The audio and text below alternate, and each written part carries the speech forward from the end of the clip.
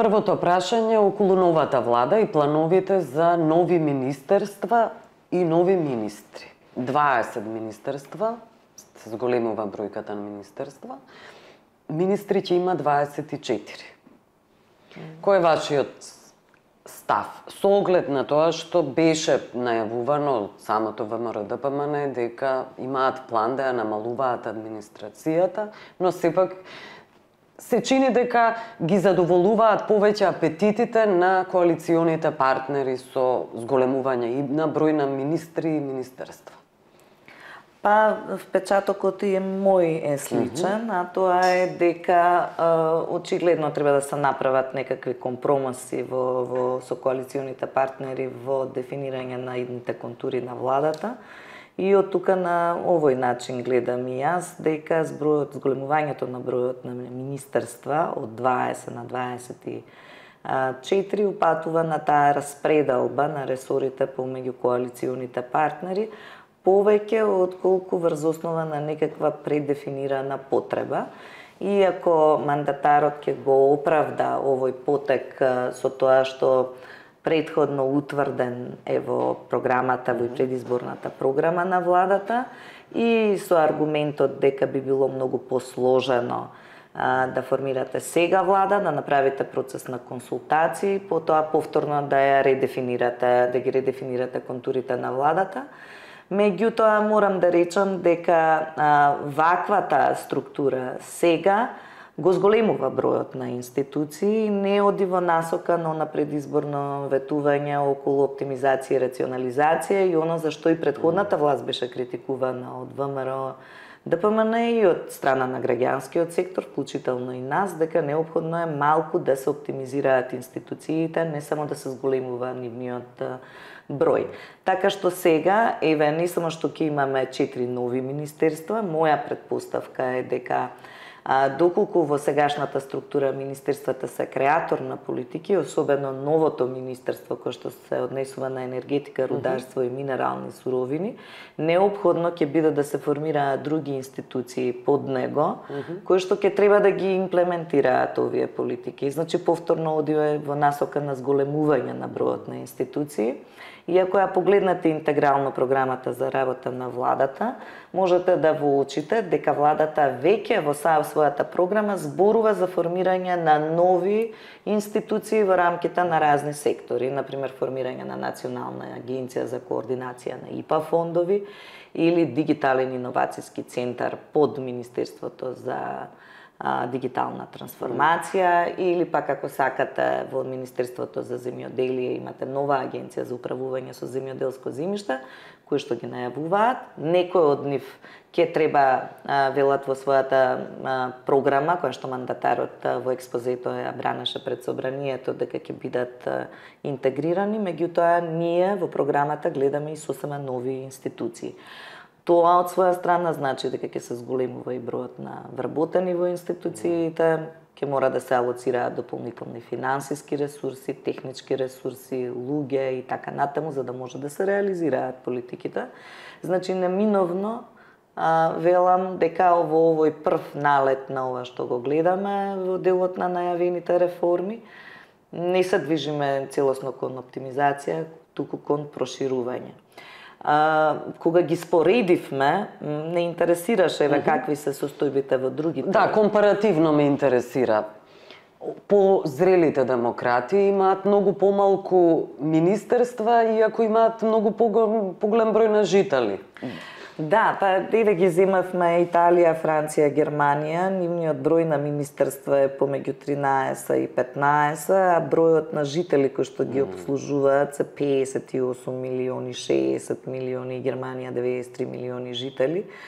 И сега ние, каде што имаме 1,5 милион жители, имаме 20 министерства, во новиот состав ќе имаме 20 министерства. И министри 4, тоа се кабинети. И нови, и да, и подпредседателски места, 4 подпредседателски места, кое што оддава впечаток дека имаме бајаги ресурси. Тоа е едниот аспект. Вториот аспект, дел од земјите, особено па естонскиот систем, секогаш упатуваат на тоа дека кога имате помалку ресори и министерства, подобра е координацијата помеѓу нив, бидејќи политиките никогаш не се во надлежност на само едно министерство.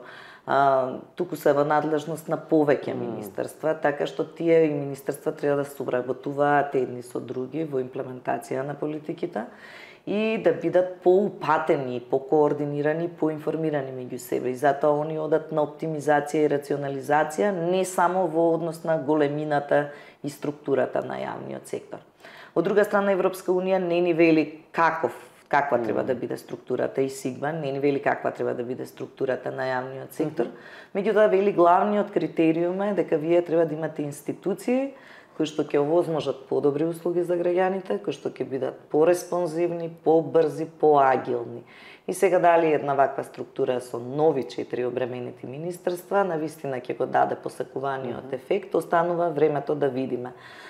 Не би преудицирала веднаш дека не е добро, од аспект на организација, единствено од аспект на зголемување, апсолутно ова води во овој сегашен момент кон зголемување на бројот на институции.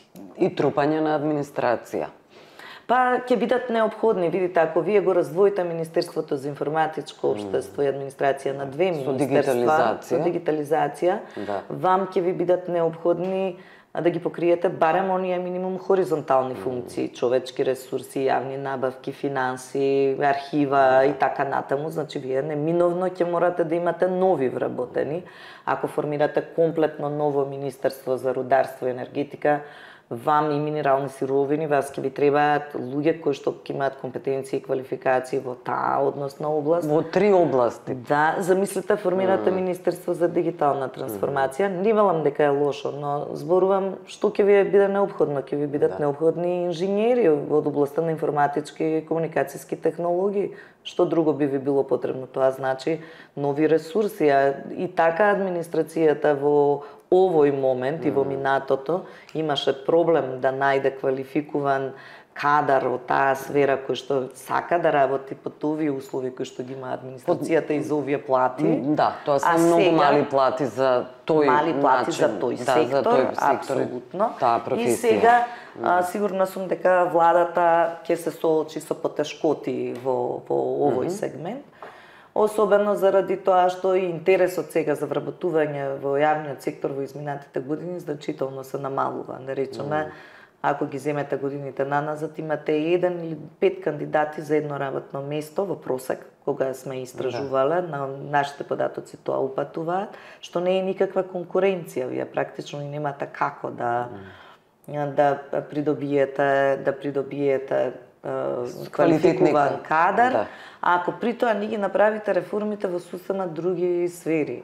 Системот на плати мора да се ревидира, делегација на надлежности да се засили, да луѓето бидат одговорни за резултатите, да се професионализираат највисоките раководни структури, да се направи, да се погледнат јавните установи, чиј што број е најголем, 950, да видите дали во тие јавни установи можете да оптимизирате или треба некако да се регионализираат дел од услугите, зашто за мене тие се најпроблематични. И уште ова сакав да ви речам, например, што ни покажува искуството во минатите години, вие сега ќе регулирате со овој нов закон, ќе ги регулирате органите на државна управа, тие се отприлike 111, ако ги земеме собрание и регулаторите, ќе ги регулирате нив, меѓутоа локалната самоуправа постојано формира нови јавни предпријатија. Така, ако го погледнете регистарот на МИО, можете да забележите дека главно нови институции се формираат во локалните самоуправи, се формира институција од типот на улично осветлување, јавно предпријатие за улично осветлување, нешто што може да го извршува и една приватна фирма или некој сектор, оделение во рамките на локалната самоуправа. А вие кога ќе формирате ново јавно предпријатие, тоа предполага управни, надзорни одбори, директори, заменици, директори, трошоци за возила и така натаму, луѓе, кадри, кои што реално прашањето е дали имаат навистина толкова обемна работа во текот на годината, колку да го одржуваат уличното осветлување. Ми паѓа на памет ова, бидејќи тоа беше еден од примерите во минатите години. Неколку јавни предпријатија се формираа по оваа основа.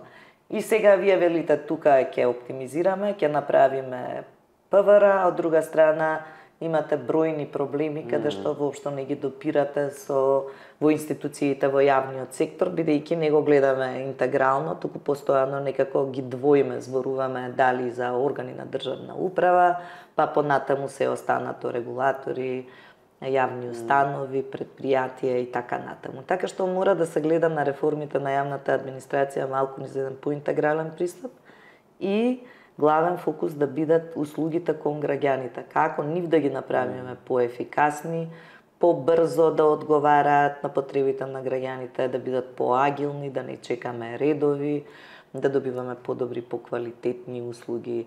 Сакате станува збор за лични документи или во областа на здравство или подобра комунална хигиена и така натаму, и така натаму. Бројни се проблемите, така што не гледам на овој потек на владата како на некаква реорганизација, туку гледам како на компромис помеѓу коалиционите партнери. Да.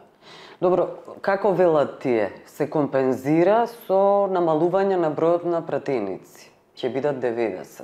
Тоа е нивниот одговор, зашто има зголемување на министерствата и министрите и освен тоа и воопшто практично бришање на надзорните и управните одбори. И со тоа се стеснува, велат, можноста за клиентелизам, неефикасна администрација, се намалува администрацијата. Тоа е нивниот одговор.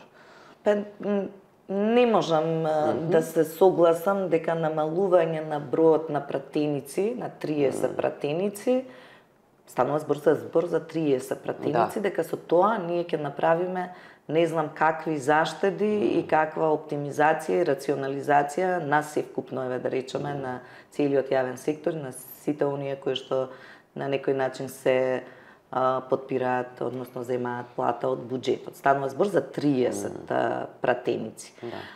Визави извршната власт, која што брои огромен број на институции и вработени. Напротив, ваквата, за мене ова е некаква, можда би да се толкува како политичка порака, дека новата влада има за цел да ја засили извршната власт, визави законодавната власт, а нашиот систем е парламентарен систем на демократија.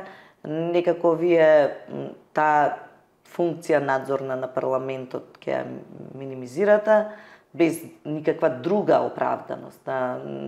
Сам дискусиите околу тоа дали Македонија ќе биде една изборна единица, се уште не се исцрпени, какви ќе бидат импликациите од таквиот изборен систем, не се исцрпени дискусиите зошто, која е рационалноста да имате 90 пратеници визави 120, дали заради тоа што се намалува населението, дали има некаков систем на аргументи кои што се подкрепени на било какви докази, се уште не сме виделе.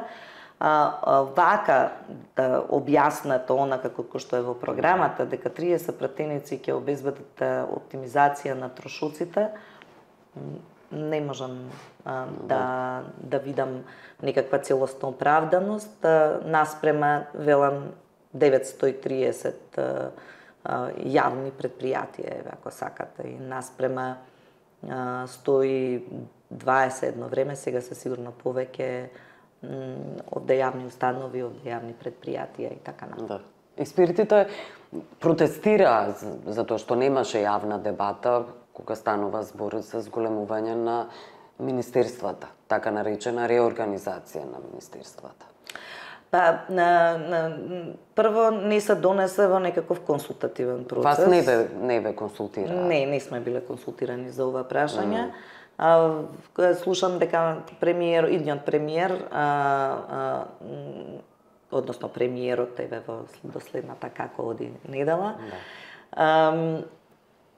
дека го аргументира ова со и сите негови блиски соработници, дека државите, полибералните демократи, британскиот систем и другите држави можат сами да одлучат за составот на кабинетот и да бројот на на министерства и дека тоа е легитимно право на оној кој што ја предводи владата да ги утврди приоритетите. И ќе се согласам со еден дел, вистина таков е британскиот систем, дека согласно со вашата програма вие можете да го проширите бројот на министерства.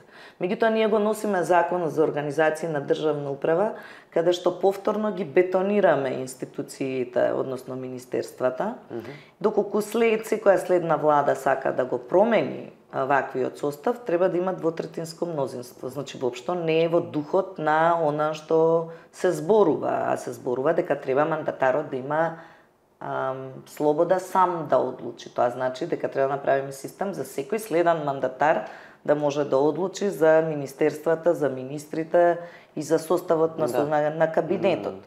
Вака велам, значи во Законот за организација на органи на државна управа немате одредби кои што ви овозможуваат и идните мандатари да ја формираат владата по сопствено убедување, туку се наведени институциите, се воведува институтот проценка на влијание на регулативата пред да се направат нови институции, ќе речам за органите на државна управа, и тоа значи дека вие уште повеќе го бетонирате и двотретинско и анализа пред да се формира одредена институција.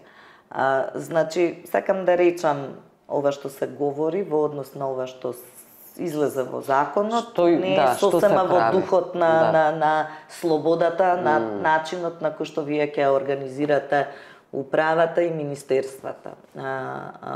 Ете, тоа е моето воочување, но на владата најави дека ќе има измени на Зоруду повторно, па можеби ќе ги земат во предвид и овие забелешки и во тој случај, ако е тоа принципот, ќе го обезбедат тој принцип за било која следна влада, ако претходно е направена проценка дека е тоа најдоброто решение за нашата држава.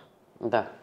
Околу балансерот можеме, многу пати сте давале изјави, сте и не само вие, експертската јавност генерално е онаа која го критикува заради злоупотребите, и тоа се најавите и на ВМРО-ДПМН за злоупотребите со балансерот, што се декларираат голем број од граѓаните со некоја сосема друга националност, за да имаат шанси да влезат во администрација.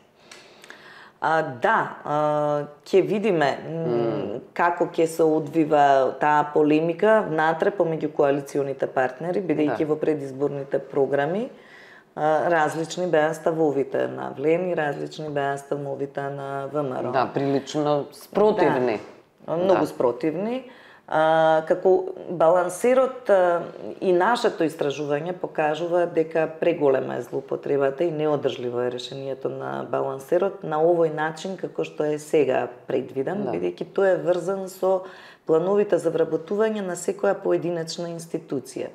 Вие имате институции, да речам, во Источна Македонија, каде што не можете да обезбедите репрезентативноста на разните етнички заедници, бидејќи едноставно немате доволно население кое што живее таму, од таа етничка припадност, која што вам неминовно по балансерот ви излегува дека морате да вработите човек од определена етничка група.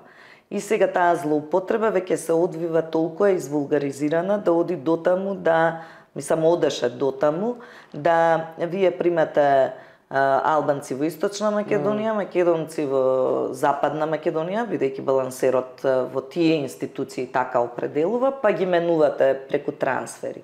Значи, комплетно неодржливо решението, бидејќи ако го погледнете регистарот во голем дел од институции, да речеме во Скопје, како една централна територија, застапеноста е прилично веќе станува вообичаено прашање. Не станува само прашање на тоа да се преброиме, туку веќе се создаде, се креираше една култура дека мора да имаме правична застапеност и, например, во армијата, во војската, лекари, социјални работници, каде што не важи правилото на балансер, оние кои што се даватели на јавни услуги, ги водиме по законите даватели на јавни услуги, дел од севкупниот сектор, они без балансер водат сметка за правична застапеност. Сакам да кажам, имаме и позитивни светли примери, каде што по уставниот принцип дека се грижиме за еднаквите можности, дека институциите и воопшто луѓето водат сметка да имаме некаква избалансираност и во сектори каде што балансерот не се применува. Ви ги наведов веќе секторите. Така да ќе мора да се ревидира балансерот, во која форма не знам и дали ќе има согласност меѓу коалиционите партнери не знам, но таа дебата треба да се отвори и треба конечно да се направи некакво поодржливо решение, и по решение кое што нема да ги тера луѓето да влегуваат во криминал, односно да и не е достоинствено воопшто. Така и не е достоинствено да се евидентираат на еден или на друг начин, па да го менуваат своето чувство на идентитет само за да стасаат до работно место. Желбите за работно место, иако нели акцентот е на администрација, односно на државна служба, државната служба е најатрактивна. Но така интересно е злоупотребата на балансерот постојано се говори, но ВМРО-ДПМ не го споменува, вели дека партиските книжки нема да бидат главниот мотив, главната алатка за вработување, но проблемот со именување на директори останува од страна на владата. Тие не се откажуваат од тоа, а тие злоупотреби се практично еднакви како со балансерот. За мене беше големо разочарување што нешто што постојано Европската заедница, Европската унија ни го напоменува, а тоа е професионализација на високите структури, особено да речеме во здравство, земете директори на здравствени установи, да се менуваат со секое, тоа беше примерот со секое влегување и излегување на коалиционите партнери од владата, па вие гледате целосна промена на директорите на институциите. Значи, не само што ја нарушува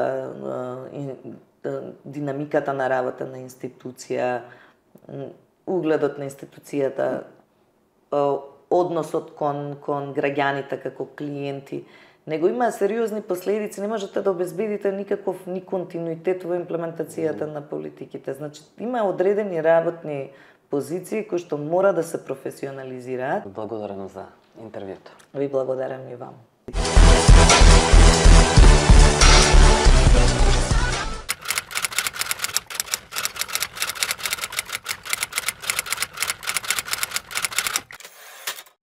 Големината на владата и насловите на министерствата не се предуслов за успех на една влада. Тешко е да се направи споредба меѓу органите на управување на одредени земји. Среде плејада министерства понекога се провлекуваат нејасни наслови до тој степен што некои луѓе не се двоумат да зборуваат за фиктивни работни места со премногу министри или заменици државни секретари.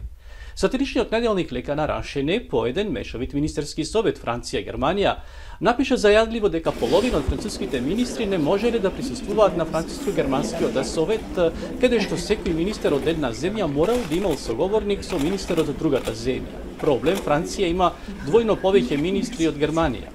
Сега, која земја е подобро владеена, ви оставам самите да заклучите, бидејќи тука споредбата е тешка, со оглед на тоа дека Германија е многу подецентрализирана од Франција, имено Германија е многу повеќе менаџирана на локално ниво, а за тоа не и треба министер. Експертите се убедени дека, особено во малите земји со млади демократи, можат да имаат негативен ефект од намножувањето на министрите кои сакајќи да го правдаат својот интерес, се впуштаат во повеќе или помалку штетни мерки за да го привлечат вниманието и медиумски да постојат, со кои се казнува сета економска активност. Поголемиот апарат ги зголемува шансите и за корупција и лошо владење, бидејќи тешко се менаџира, при што особени тешкоти се појавуваат при коалицијски влади во кои примерен интерес е да се испрати противникот во опозиција, а не идеолошко обединување за прогрес на државата.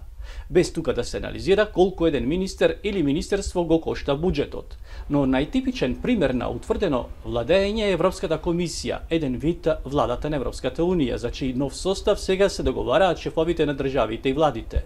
Таа број за сега, пред да има реформи, толку членови колку што има и членки на Европската унија. Но да ја оставиме на македонската влада да се покаже и докаже на дело, таа ќе се оценува според резултатите, а не според бројноста.